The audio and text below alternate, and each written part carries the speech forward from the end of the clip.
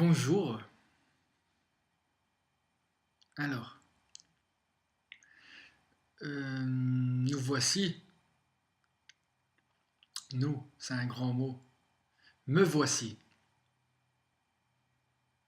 Me voici. Une condition. À quelle condition me voici?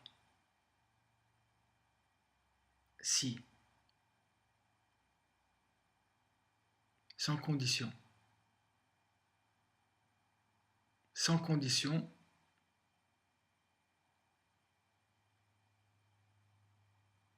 Si tu me vois, je me vois pas.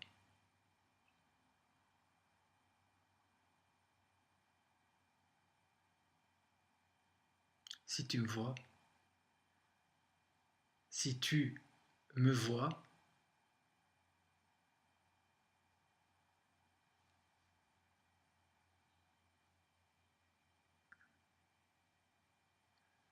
je me vois aussi. C'est ça la vérité. Si tu me vois, je me vois aussi. Mais si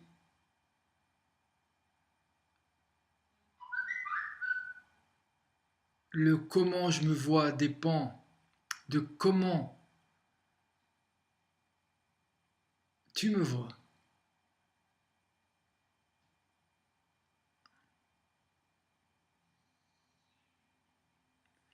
ça peut devenir problématique.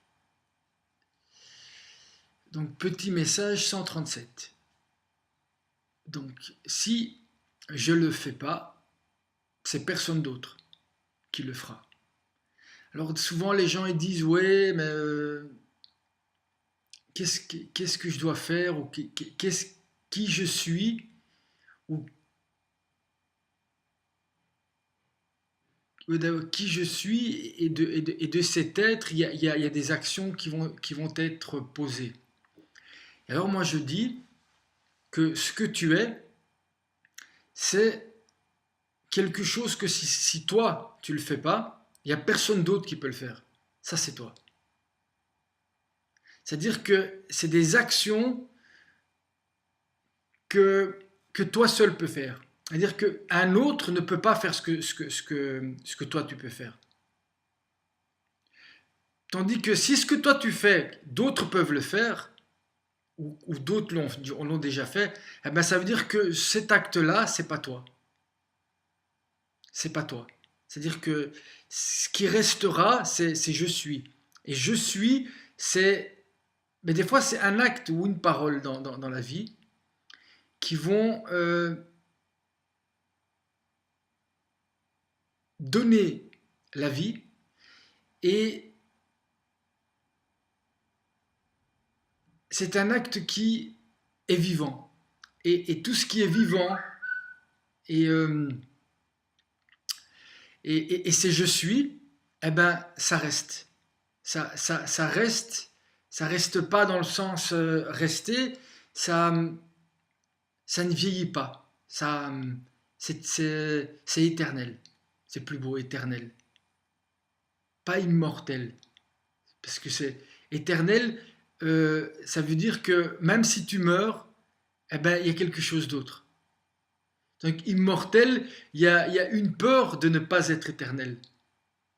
Éternel, c'est éternel. La femme ne fait pas dépendre ce qu'elle est de celui qui se trouve devant elle. C'est-à-dire, c'est pas qu'une fois elle est femme, et puis une fois elle est petite fille, et puis une fois elle est vieille, et puis une fois elle est femme.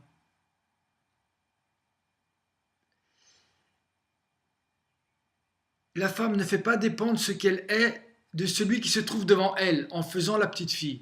Elle est femme, même devant un petit garçon, même devant un bébé. Ce qui ne veut pas dire qu'elle ne peut pas euh, euh, jouer comme un enfant, mais elle reste femme. Elle passe pas elle ne va, c'est-à-dire qu'elle ne va jamais dire qu'elle n'est pas femme à cause du fait qu'elle est face à un petit garçon ou face à une autre femme ou face à un homme. Une femme, ça reste femme et ça ne fait pas dépendre ce qu'elle est de l'autre ou du regard de l'autre. C'est-à-dire qu'il y a quelque chose euh, qui ne bouge pas, qui est constant, qui est. C'est ça, qui est. La femme est la couronne d'un roi. D'un roi. La femme est la couronne d'un roi. N'essayez pas de la rabaisser, car la couronne se trouve sur la tête de l'homme et pas en dessous. Par contre, vous devez avoir la capacité, en tant qu'homme, de baisser la tête. Baisser la tête, c'est pas dans le sens adorer la femme. Baisser la tête, c'est faire preuve d'humilité et de sagesse face à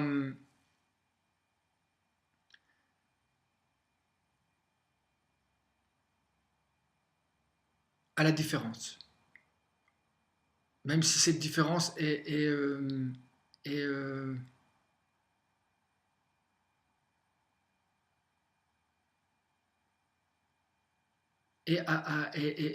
à l'opposé de ce que vous êtes.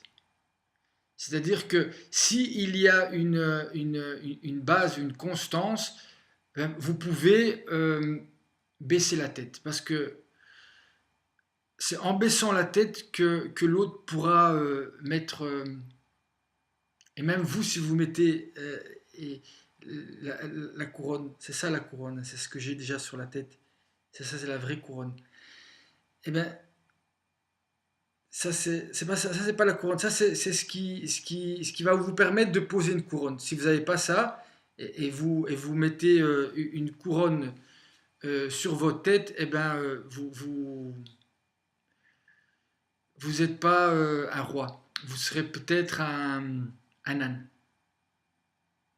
sur lequel quelqu'un ou quelqu'une va monter. Donc,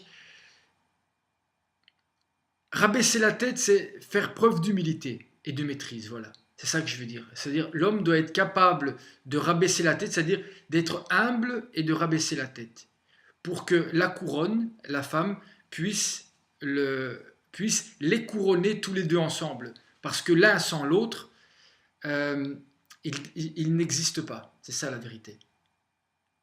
Et que l'un, comme l'autre, peut jouer avec ça pour avoir du pouvoir. Parce que elle a peur d'aimer. Parce elle ou il n'a pas la foi. Il ne croit pas. Il ne croit pas. Il ne croit pas. Il ne croit pas.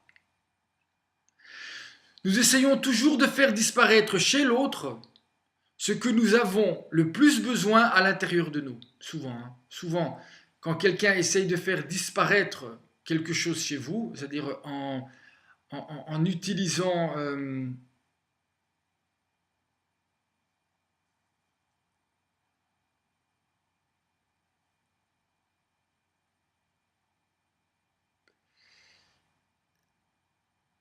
autre chose que l'amour, en utilisant autre chose que l'amour, eh ben, c'est-à-dire soit la haine, soit la colère, soit... enfin, la colère, c'est pas toujours mauvais, hein, mais c'est toujours mauvais de parler et de prendre des décisions sous la colère, ça c'est vrai. Mais la colère, c'est pas que mauvais. La ressentir, c'est légitime. Et la maîtriser est un devoir. Voilà. L'amour fait souffrir, mais elle est la source de la vie. Accrochez-vous. L'amour fait souffrir, oui. Ça fait souffrir et c'est aussi la source de la joie. Mais c'est pas que l'amour fait souffrir. En fait, l'amour fait pas souffrir. C'est le fait qu'on on n'a pas appris, on s'est pas mis au travail. L'amour, c'est comme un muscle aussi. C'est plus on travaille et plus on peut porter et supporter l'autre. L'amour, c'est en même temps quelque chose d'inné, c'est comme une graine qu'on qu'on plante dans, c'est là, à l'intérieur de chacun de nous. Mais cette graine-là, si vous vous en occupez pas, si vous vous labourez pas, si vous mettez pas de l'eau, si vous la protégez pas du soleil, si vous vous mettez pas au travail, si, eh ben, elle donne pas ses fruits. Elle donnera pas ses fruits. Non. Donc l'amour fait souffrir, mais elle est la source de la vie. Accrochez-vous et continuez à apprendre à aimer encore et encore. Pas encore que le corps, hein. Encore et en esprit, et surtout avec votre âme. Et avec le temps, la douleur disparaîtra. Donc la douleur, c'est comme quelqu'un qui va à la musculation et il n'a jamais fait de musculation et puis il va là-bas, les premières fois il va rentrer chez lui, il va avoir mal. Mais c'est normal qu'il a mal. Mais qu'il continue à aimer tout doucement, ça veut dire qu'il a été déjà un peu trop vite et un peu trop loin. Mais s'il continue à aller doucement, eh ben, l'amour qui est disons, un muscle, d'une certaine manière, c'est-à-dire que ça demande du travail, hein, l'amour, ça demande de travailler un certain nombre de valeurs, de valeurs dans le sens de bijoux, l'humilité, la simplicité, la pudeur, la maîtrise, la créativité, le don, tout ça, c'est tout des parties qui forment un, qui doivent être travaillées. Parce que tout ça va déjà vous sortir d'une pseudo-liberté qui est un esclavage. Parce que vous êtes esclave de l'ego, qui est le contraire de toutes les valeurs que je viens de dire. Tout ça, ça se travaille. Et chaque expérience dans la vie va vous permettre de travailler ça. Pour que vous grandissiez dans votre capacité à aimer et donc à moins souffrir. Et donc à commencer à éprouver de la joie. Parce que c'est ça l'amour. Ce n'est que de la joie. Que de la joie. Alors, le bien peut vivre avec le mal. Il peut vivre. Vivre, ça ne veut pas dire se mélanger. Non. Je peux vivre avec quelqu'un avec qui je suis complètement en désaccord, mais c'est pas pour ça que je vais aller l'accompagner dans ses hold-up ou dans ses mensonges ou dans sa débauche sexuelle. Non. Je vis avec, mais pas dans. Je ne peux pas m'inclure. Même si beaucoup de gens pensent que le bien va s'inclure dans le mal. Et non, ce qui est possible, c'est que le mal essaye de phagocyter le bien, et à ce moment-là, le mal va être détruit. Parce que, comme le dit la suite de la phrase, le mal ne peut pas supporter le bien. Donc quand le mal essaye il peut pas garder ce bien en lui. C'est pas, il croit qu'il va en mourir. Quand c'est tout le contraire, c'est de là qu'il va ressusciter. Paradoxe. Donc un conseil, accrochez-vous. Si vous avez la possibilité d'être en compagnie de quelqu'un de bien, accrochez-vous à lui, accrochez-vous.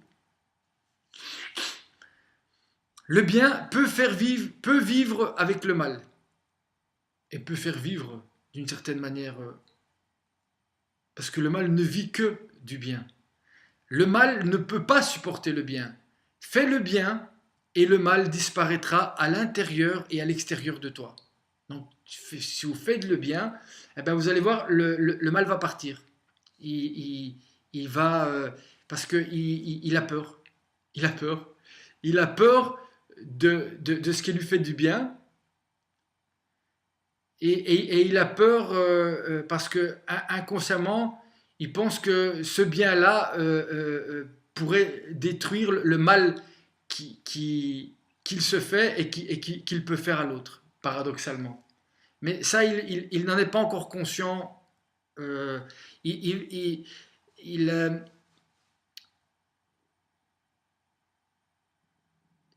il le découvrira le jour où il ou elle arrivera à s'accrocher à quelqu'un de bien.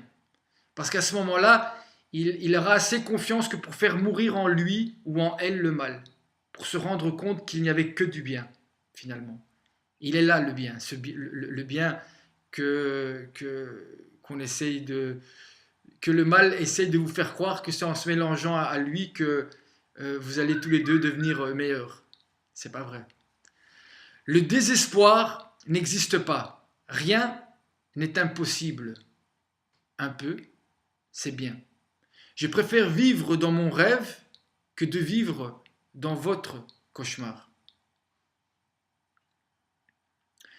Je pleure, je meurs, je sais plus quoi faire, je suis perdu. Dans ces cas-là, dans ces moments-là,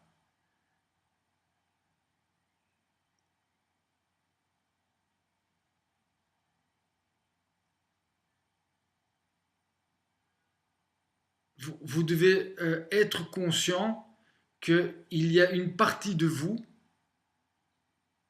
qui,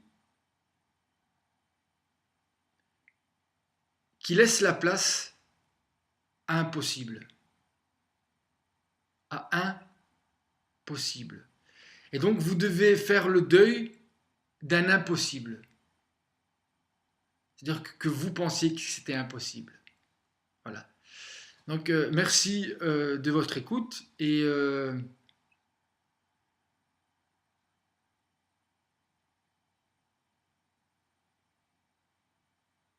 rien. Rien d'autre pour aujourd'hui. Donc ces petits messages-là, je les avais écrits le 8 juillet 2014. Donc, ben,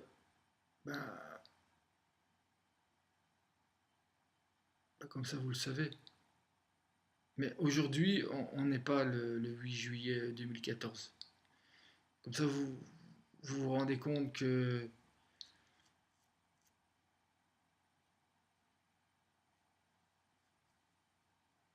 d'une certaine manière, je suis déjà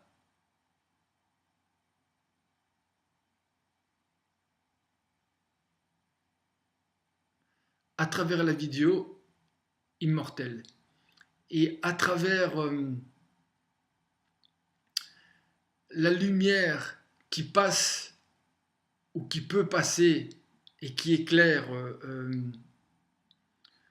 certains d'entre vous et qui n'est ni moi ni vous, celle-là, elle est éternelle. Dieu merci. Hachem merci.